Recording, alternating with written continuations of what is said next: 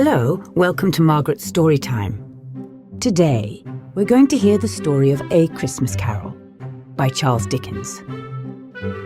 This story is written by Charles Dickens, one of the greatest storytellers of all time. His works are celebrated for their vivid characters, emotional depth, and timeless social commentary. Through his tales, Dickens explores themes of love, redemption, and the resilience of the human spirit. Are you ready? Let's dive into our story. A Christmas Carol by Charles Dickens. It was a cold and foggy Christmas Eve in London, and Ebenezer Scrooge sat in his dimly lit office, counting his money. Scrooge was a cold, heartless man who despised Christmas. When his cheerful nephew visited and said, "Uncle, come dine with us this Christmas," Scrooge replied sharply, "Bah, humbug." Despite his nephew's heartfelt words about the spirit of Christmas, Scrooge dismissed him with disdain. That night, Scrooge returned to his dark, freezing house. As he prepared for bed, he suddenly heard the sound of rattling chains. It was the ghost of Jacob Marley, his old business partner, bound in heavy chains. "Scrooge," Marley warned, "I carry the weight of my greed in life. You are forging your own chain heavier than mine. Tonight, 3 spirits will visit you. Listen to them, or you will share my fate." Marley disappeared, leaving Scrooge trembling in fear.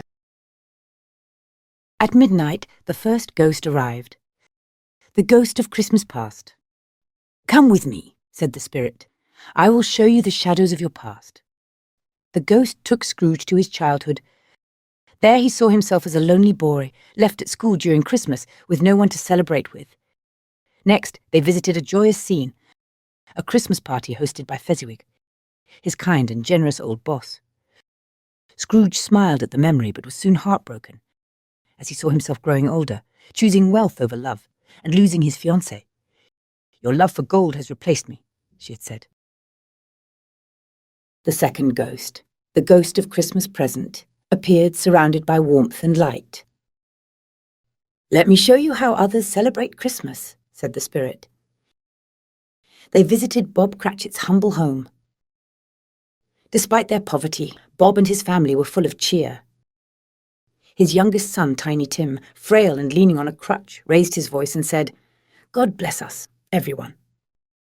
Scrooge's heart ached at the sight of their struggles, but he couldn't deny the love and joy they shared.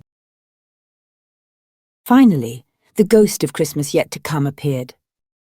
This ghost was silent and ominous, draped in a dark cloak. It pointed the way forward, leading Scrooge to a graveyard. Scrooge saw his own tombstone, cold and forgotten. "No, spirit," he cried. "Tell me this can change. I will honor Christmas in my heart. I will live a better life." The ghost vanished, leaving Scrooge alone in the dark. Scrooge awoke to the sound of church bells. It was Christmas morning. "Thank heaven," he exclaimed. "I have been given another chance." He ran out into the streets, greeting everyone with joy and kindness.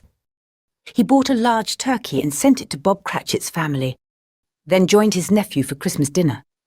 From that day on, Scrooge became a kind and generous man, beloved by all.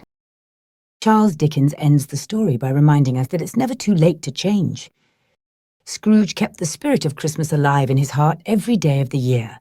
Tiny Tim's voice echoes in the end. God bless us, everyone.